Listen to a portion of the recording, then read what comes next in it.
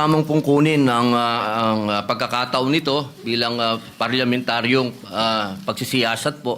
Sana ganap po di ito sapagkat Ginoong Pangulo, ako po'y naguguluhan. Sapagkat dito pong nakaraang Huwebes, meron pong naglabas na isang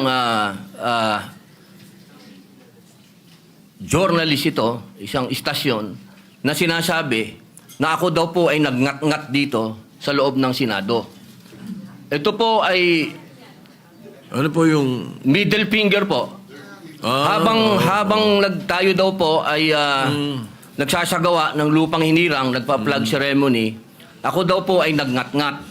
At ito po ay naging malaking issue.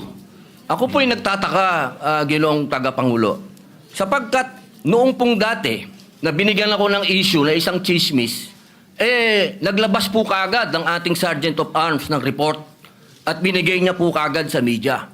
Ito po, wala pong kahit na sino ang nagpapaliwanag na hindi ko po ginawa. Ang tanong ko po, meron po ba tayong tinititigan sa tinitingnan dito? Kasi napakabigat po ng akusasyon na ito sa harapan po ng ating bandila. Ako po yung magngangat-ngat. At gusto ko pong ipaalam sa ating mga kasama, kung politika lang, handa po ako mag-resign. Pero pagka religion ko po ang pinag-usapan, kahit sino sa inyo, o ano gusto nyo, wala pong problema. Pero wag pong religion ko. Hinihingi ko po, wag pong religion ko, mahal na tagapangulo. Dahil ito po yung malaking kabastusan sa amin. Ito po, ang sinisip na ko po, ito po yung nag-iisang Diyos. Dito po nakasalalay ang aming pananampalataya. Handa po kaming magpakamatay para dito.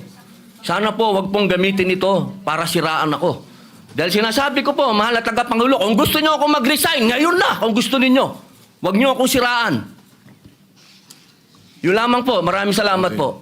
Tama po kayo. Pero ngunit ang inyo pong lingkod bilang Pangulo, nung nakita ko po yan, ang sinabi ko sa kanila, tingnan muna nila yung mga litrato sapagkat nagpakita ng ibang litrato na kayo ay ang pintuturo ang nakataas.